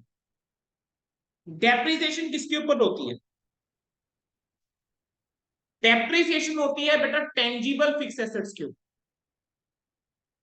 डेप्लीशन किसका होता है, नेचुरल रिसोर्सेस का, मिनरल्स और हो गए। और अमोर्टाइजेशन कहां पर होता है, इनटेंजिबल एसेट्स। इनटेंजिबल एसेट्स क्या होते हैं, अमोर्टाइजेशन। हमारे जो चैप्टर है उसका नाम है डेप्रिसिएशन, लेकिन इसके अंदर हम अमोर्टाइजेशन का कंसेप्ट भी पढ़ते हैं, इसके अंदर डिप्रीशिएशन का कंसेप्ट भी पढ़ते हैं। ठीक है बेटा, डेप्रिसिएशन बेसिकली क्या चीज है। अब बेटा एक चीज देखो, मैंने अब हमने क्या करा, क्लासेस स्टार्ट कर लिया। आप जिस बेंचेस के ऊपर बैठे हो या फिर आपके, मैं जिस लेक्चर स्टैंड के ऊपर बेटा लेक्चर ले रहा हूँ, जो भी लेक्चर स्टैंड के ऊपर बेटा मैं लेक्चर ले रहा हूँ, या मैं जो लैपटॉप यूज कर रहा हूँ लेक्चर लेने के लिए, जो मैं डिवाइस यूज कर रहा हूँ लेक्चर लेने के लिए, बेटा मुझे बताओ क्या with passage of time, with usage, क्या इसकी वैल्यू गिरेगी, ऑब्वियस है बेटा गिरेगी। और छोड़ो, आपने क्या करा बेटा, एक ना कार ली, आप लोगों ने क्या करा, एक कार ली या एक मशीनरी ली। आपने ये कार ली बेटा, जैसे ही आप ये कार शोरूम से बाहर लेकर आ गए, आपने डिलीवरी ले ली, आप जानते हो इसकी वैल्यू गिर चुकी है। आप लोगों ने 10.5 लाख की कार ली थी, आपने जैसे ही ये शोरूम से बाहर निकाल दिया, आप सड़क पे लेके उतर गए, आप इसको बेचने जाओगे, क्या आपको कोई 10.5 दे देगा, दे, आपको ये 10.5 से कम देगा। हुआ क्या है, यूसेज की वजह से बस वैल्यू कम होगी, यूज होगी। विद पैसेज ऑफ टाइम होता क्या है बेटा, जो एसेट होता है उसकी वैल्यू कम होती जाती है। एग्जाम्पल के तौर पे लेक्चर स्टैंड जो है सेम मैंने बनवाया 5,000 रुपए, बट एक नॉमिनल सा अमाउंट हम लेके चल रहे हैं 5,000। 5,000 के लिए हम ऐसा कर लो, मैंने क्या करा, बेंचेस बनवाए और फर्नीचर क्लासरूम के लिए बनवाया पूरा 50,000।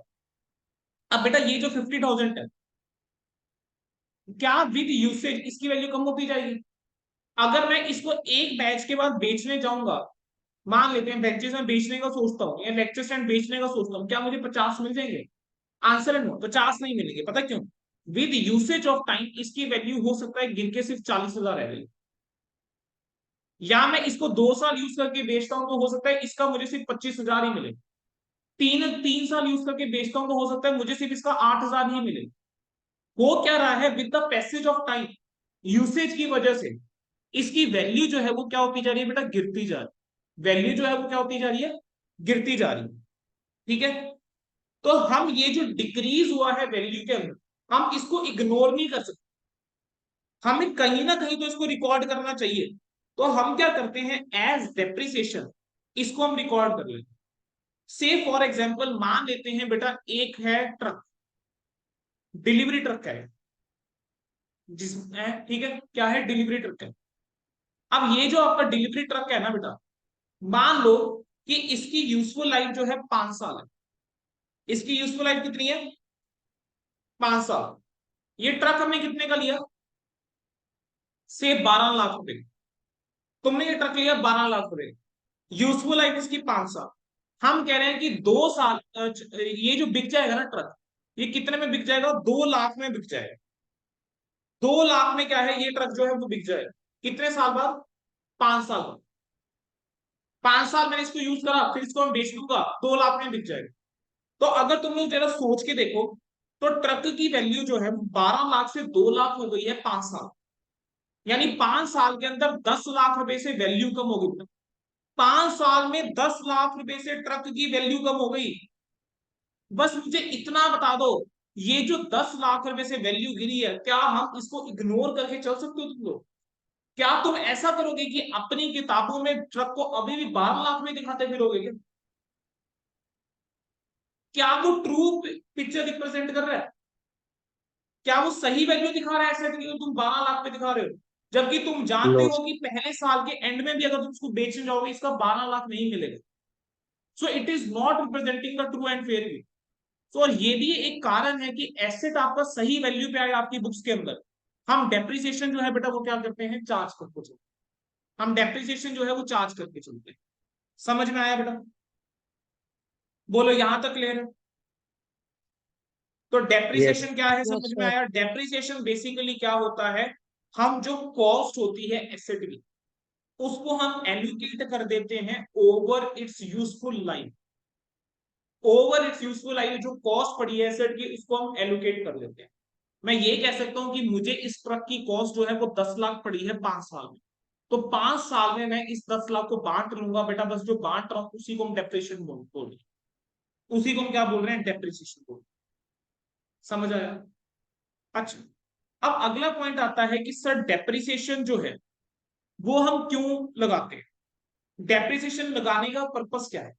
सर डेप्रिसिएशन लगाने का एक पर्पस तो अभी हमने कहा कि मेरे को क्या पता लगे, ट्रू और फेयर व्यू मिले। यानी मुझे पता लगे कि जो मेरे एसेट्स हैं वो किस वैल्यू के ऊपर आ रहे हैं, सही वैल्यू के ऊपर आ रहे हैं, करेक्ट वैल्यू के ऊपर मेरे पास एसेट्स आ रहे हैं, मेरे एसेट्स ओवर वैल्यू ना हो। दूसरा,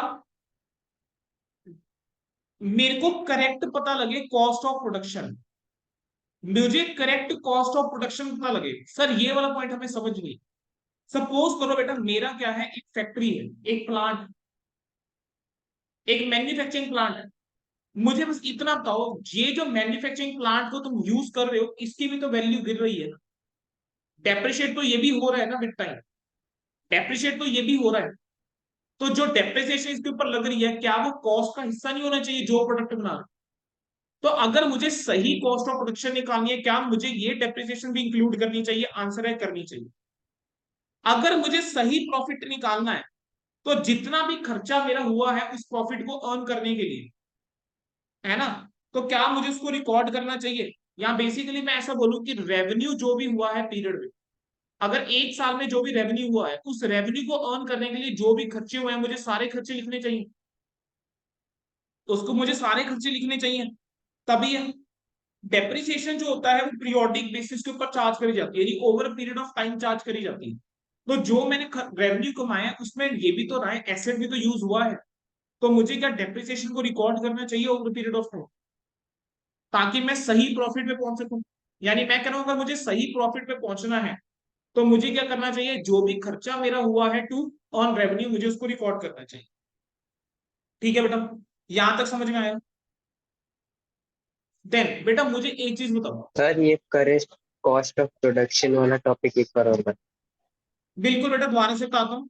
बेटा करेक्ट कॉस्ट ऑफ प्रोडक्शन आप ऐसे समझो, मेरा कोई मैन्युफैक्चरिंग प्लांट है, मेरा क्या है, कोई मैन्युफैक्चरिंग प्लांट है, मैन्युफैक्चरिंग यूनिट है। बेटा वहां पर भी तो मशीनरीज लगी होंगी ढेर सारी, वो मशीनरी भी तो डेप्रिशिएट हो रही है ना। और वो मैं मैन्युफैक्चरिंग यूनिट यूज किस लिए कर रहा हूँ, प्रोडक्शन के लिए ही यूज कर रहा हूँ ना। यानी जो भी प्रोडक्ट बना रहा हूँ उसके लिए ही वो मशीनरी यूज हो रही है। तो अगर उसके लिए यूज हो रही है तो जो भी कॉस्ट मैं निकालूंगा उस प्रोडक्ट की, क्या उस कॉस्ट के अंदर डेप्रिसिएशन इंक्लूड नहीं होनी चाहिए? जो मेरी यस डेप्रिसिएशन सर, है होनी वो चाहिए। खर्चा ही है ना, बस वही वो बोल रहे कि करेक्ट कॉस्ट निकालने के लिए आपको डेप्रिसिएशन जो है वो चार्ज करनी चाहिए, आपको उसको इंक्लूड करना चाहिए।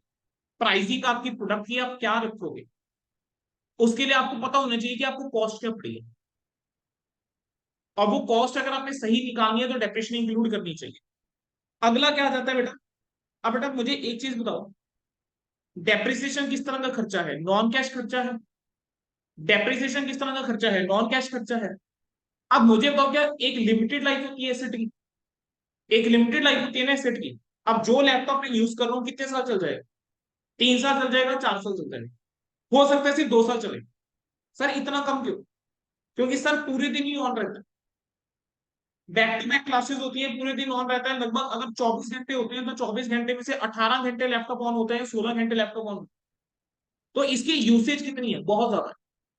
तो इसकी लाइफ कितनी है, कम है। इसकी लाइफ कितनी है, कम है, राइट। अब मुझे पता है कि यार मेरा लैपटॉप 3 साल ही चले, मैंने डेप्रिसिएशन चार्ज करी है, डेप्रिसिएशन नॉन कैश एक्सपेंस है, तो उससे मेरा जो प्रॉफिट है तो ऑटोमेटिकली कम होगा। खर्चा अगर चार्ज कर रहे हो प्रॉफिट तो कम ही होगा ना। लेकिन ये है नॉन कैश।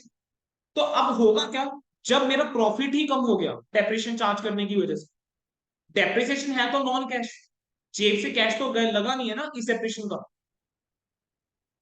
प्रॉफिट कम हो गया। यही प्रॉफिट आगे जाएगा किसके अंदर, अगर सोल प्रोप्राइटरशिप है, कैपिटल के अंदर प्रॉफिट ऐड करते हो तो प्रॉफिट विड्रॉ करने के लिए भी कम हो गया। अगर पार्टनरशिप है तब भी प्रॉफिट विड्रॉ करने के लिए कम हो गया। अगर कंपनी है तो प्रॉफिट डिस्ट्रीब्यूट करने के लिए कम हो गया। तो बेसिकली कहीं ना कहीं जो तुमने डेप्रिसिएशन चार्ज करी, क्या वो एक तरह से फंड्स क्रिएट हो गए, फंड्स रिजर्व हो गए। क्या इन फंड्स को मैं यूज कर सकता हूं आगे नया फिक्स एसेट लेने के लिए, रिप्लेस करने के लिए, कर सकते हैं। ठीक है। उसके अलावा लीगल ऑब्लिगेशन है, लीगल ऑब्लिगेशन है, इनकम टैक्स एक्ट के अंदर लिखा हुआ है कि भाई डेप्रिसिएशन चार्ज करनी करनी। ठीक है। कंपनीज एक्ट की बात करके चलूं तो कंपनीज एक्ट का शेड्यूल नंबर 2 बात करता है कि डेप्रिसिएशन चार्ज करनी है कंपनीज को, कंपनीज एक्ट के शेड्यूल 2 के अकॉर्डिंग। ठीक है। तो मुझे लॉ की रिक्वायरमेंट को भी क्या करना है, पूरा करना। मुझे लॉ की रिक्वायरमेंट को भी क्या करना है बेटा, पूरा करना। डन बेटा, यहां तक समझ में आया? Yes sir. तो डेप्रिसिएशन क्या होता है, डेप्रिसिएशन क्यों चार्ज करते हैं, हमने ये चीज कहीं ना कहीं पढ़ी। अब हमने आगे जाके, अब आगे पढ़ना क्या है मैं आपको बताता हूँ। अब मैं बताता हूँ बेटा इस चैप्टर के अंदर हमने पढ़ना क्या, I will just take another 2 minutes then we will end the session. ठीक है। हमने इस चैप्टर के अंदर पढ़ना क्या है, मैं आपको उसका एक ओवरव्यू दे देता हूँ। हमने बेटा इस चैप्टर के अंदर जो पढ़ना है, हमने सबसे पहले तो अगर मेथड्स की बात करके चलो, हमने इस चैप्टर के अंदर पढ़ना है स्ट्रेट लाइन मेथड, जिसको ओरिजिनल कॉस्ट मेथड भी बोलते हैं। हमने इस चैप्टर में पढ़ना है रिटर्न डाउन वैल्यू मेथड। कौन सा मेथड पढ़ना है, रिटर्न डाउन वैल्यू मेथड हमने बेटा इस चैप्टर के अंदर पढ़ के चलना है। रिटर्न डाउन वैल्यू मेथड के अलावा हमने बेटा इस चैप्टर के अंदर पढ़ के चलना है डिप्लीशन। हमने इस चैप्टर के अंदर पढ़ के चलना है बेटा तीसरा method, sum of years of digit method. अब ये एक नया मेथड है जो तुम लोगों ने पहले नहीं पढ़ा। Sum of years of digit method है बेटा जो हमने पढ़ के चलना। Sum of years of digit method के बाद हमने एक और मेथड है जो पढ़ के चलना है, जिसका नाम है मशीन आर मेथड। एक मेथड और पढ़ के चलेंगे जिसका नाम है production unit method, production unit method. अब देखो इतने सारे मेथड्स हैं बेटा जो हमने पढ़ने हैं। क्या ये सारे मेथड क्या पढ़े थे +1 में, नहीं पढ़े। +1 में आप सिर्फ यहां तक रिस्ट्रिक्टेड थे, लेकिन अब उसके अलावा हमने बेटा ये 4 मेथड और पढ़ने हैं। Sum of year of digit method, machine hour method, production unit method, depletion method. Sir इसके अलावा आपने पढ़ना है कि अगर चेंज हुआ है इन मेथड ऑफ डेप्रिसिएशन, पहले आप क्या कर रहे थे, स्ट्रेट लाइन मेथड फॉलो कर रहे थे, अब आप WDV मेथड फॉलो कर रहे हो, तो उस केस में अकाउंटिंग कैसे करेंगे। देन बेटा आपने पढ़ना है कि अगर यूजफुल लाइफ के अंदर, यूजफुल लाइफ ऑफ एसेट जो है उसके अंदर अगर चेंज हुआ है तो तब उसका इंपैक्ट क्या रहेगा। अगला आपने पढ़ना है कि अगर रीवैल्यूएशन हुआ है एसेट्स का तो उसका इंपैक्ट क्या रहेगा। अगर रीवैल्यूएशन हुआ है एसेट्स का तो उसका इंपैक्ट क्या रहेगा। देन हमने पढ़ना है कि अगर आप किसी एसेट को बेचते हो तो उसके ऊपर जो प्रॉफिट या लॉस होता है उसका ट्रीटमेंट क्या रहेगा। ठीक है, उसका ट्रीटमेंट क्या रहेगा। यूजफुल लाइफ मैंने आपको बता दिया, change in method of depreciation बता दिया, रीवैल्यूएशन मैंने आपको बता दिया। उसके अलावा बेटा हमने देखना है कि इनटेंजिबल जो आपके एसेट्स होते हैं वो क्या होते हैं, और अमोर्टाइजेशन जो होता है वो क्या होता है। हम ये सब चीजें बेटा पढ़ने वाले हैं, यानी अमोर्टाइजेशन भी हमने सीखना है। अब जो बेटा आपका एग्जिस्टिंग सिलेबस है अभी दिसंबर 23 के लिए, ठीक है, उसके अंदर ये कंसेप्ट नहीं था, इन्होंने जून 24 में डाल दी। बाकी ये सारे के सारे टॉपिक आपके लिए क्या है, नए। आप लोग सिर्फ इतना पढ़ के आए,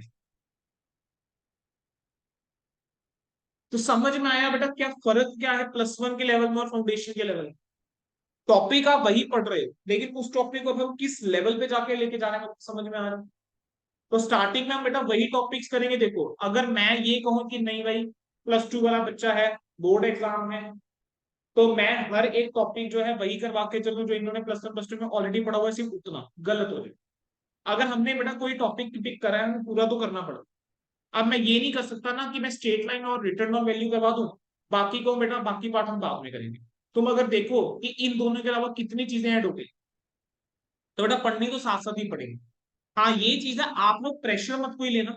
अगर कोई चीज नहीं समझ में आएगी दोबारा से रिवाइज करवा दी जाएगी, अप्रैल मई के अंदर दोबारा से और ज्यादा टाइम लगा देंगे उन चीजों के ऊपर, कोई बात नहीं। रिकॉर्डिंग में अवेलेबल है, सब कुछ रहेगा रिकॉर्डेड में अवेलेबल, आपके पास हर टाइम अवेलेबल होगा। ठीक है, बेफिक्र रहिएगा, बस ट्रस्ट रखिएगा। अगर ज्वाइन करोगे बेटा ट्रस्ट जरूर रखना है, ठीक है। और आप लोगों ने बस क्या करना है बेटा, जितना करवाऊं अगली क्लास से पहले हाफ एन आवर मैक्सिमम दे देना और रिवाइज करना। अगर साथ साथ रिवाइज कर लोगे बेटा बड़े आसान। तुम्हें नाम से शायद लग रहा हो बड़े पता नहीं क्या ही होगा, कितने टेक्निकल होंगे, बेटा कोई टेक्निकल नहीं है, बहुत आसान है। ये वाला मेथड भी बड़ा आसान है, ये भी बहुत आसान है, ये भी बहुत आसान है, ये भी बहुत आसान है। रेदर इतने सिंपल है कि पेपर में ये थोड़े कम आते हैं और यही ज्यादा पूछते हैं। बहुत सिंपल है, बड़े आराम से बेटा ये चैप्टर हो जाएगा। तो ये मत सोचना कि यार इतना कुछ नया ऐड हो गया डेप्रिसिएशन में। बेटा ये जो भी चीजें ऐड हुई हैं आप लोगों के लिए आसान ही है, इतनी मुश्किल नहीं है, कोई चीज मुश्किल नहीं। और एक थंब रूल बेटा बस मेरी क्लास का रहेगा हमेशा। पहला, एक तो इंटरेक्शन, आप मेरे साथ बात करोगे मुझे भी अच्छा लगेगा, आपका टॉपिक भी जल्दी होगा, ज्यादा बेहतर में समझ में आएगा। ठीक है, मुझे पता होगा कि मुझे कितना डेप्थ में जाना है, कितना अपने आप को रोक के रख, किस टॉपिक में मुझे लिमिटेड रख।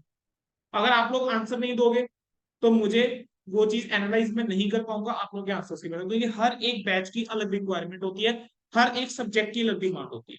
तो आप लोगों के लिए कितना डेप्थ में जाना है आपकी इंटरेक्शन के ऊपर डिपेंड करेगा।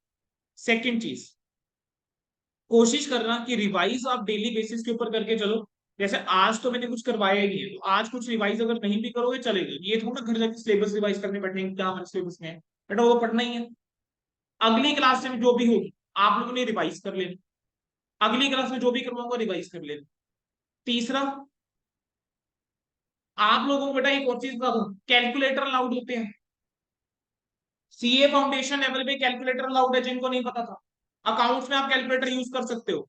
तो बेटा आप सभी ने एक कैलकुलेटर खरीद लेना है, मैं आपको कैलकुलेटर का मॉडल भी बताऊंगा कि कौन सा कैलकुलेटर आप लोगों ने लेना है। बेटा मैं जब स्टूडेंट था मैंने तब ये कैलकुलेटर लिया था, मेरा अब तक ये कैलकुलेटर चल रहा है, कभी खराब नहीं। ठीक है, तो आप लोग ले लो। कैशियो का कैलकुलेटर बेटा आता है MJ12D, ये मॉडल नंबर है बेटा MJ12D। नॉर्मल वाला लेना, जीएसटी वाला मत लेना, इतना मैं बता रहा हूँ, जीएसटी वाला मत लेना, नॉर्मल वाला कैलकुलेटर लेना। तो सब बच्चों ने बेटा एक कैलकुलेटर जो है वो ले लेना है, आपको मैथ्स में भी काम आएगा, आपको अकाउंट्स में भी काम आएगा, आपको दोनों सब्जेक्ट में कैलकुलेटर यूज करना अलाउड है। ठीक है, तो MJ12D जो है ये मॉडल बेशक नोट डाउन कर लो। ठीक है, ये मॉडल बेटा आप लोगों ने कैलकुलेटर का ले लेना सभी। ठीक है, क्या और कोई कैलकुलेटर भी ले सकते हैं? बिल्कुल ले सकते हो बेटा, कोई दिक्कत नहीं है। लेकिन क्योंकि ये मेरा कभी खराब होगा नहीं, तो मैं थोड़ा सा रिकमेंड बच्चों को यही कर देता हूँ कि बेटा ये वाला कैलकुलेटर लो, सालों साल चलने वाली चीज है, खराब नहीं होगी। ठीक है, दूसरी चीज, आप लोगों को बेटा जो जो बच्चा रजिस्टर कर लेगा, देखो मैं तो ये चाहूंगा कि हर बच्चा ही रजिस्टर करे, लेकिन ऑफकोर्स इस टाइम में टेस्ट मेरा है, आप लोगों को भी। जो बच्चा सेटिस्फाइड होगा अपने आप कंटिन्यू करेगा। तो आप लोगों ने क्या करना है बेटा, रजिस्टर लेना है। रजिस्टर जो है थोड़ा मोटा लीजिएगा। ठीक है, पतले रजिस्टर अवॉइड कीजिएगा, थोड़े से मोटे रजिस्टर, थिक रजिस्टर लेके चलना। 300 350 पेज वाला, बेसिकली कम से कम 240 300 पेज वाला रजिस्टर लेके चलना, 300 पेज। कोशिश ये कर, अगर मान लो आप कोई रजिस्टर खरीद चुके हो, कोई बात नहीं, जो रजिस्टर ले लिया, अगला रजिस्टर जो अकाउंट्स के लिए लोगे वो थोड़ा मोटा रजिस्टर लेना, क्योंकि बेटा हमारे रजिस्टर अच्छे से लगने वाले हैं, हम बहुत कुछ क्लास में लिखते हैं। तो आपके कम से कम 3 रजिस्टर या 4 रजिस्टर भरने वाला, कम से कम 3 4 रजिस्टर आपकी क्लास में भरने वाले हैं, ये मैंने आपको बता दिया। हम बहुत लिखने वाले हैं। ठीक है, ये चौथी चीज थी।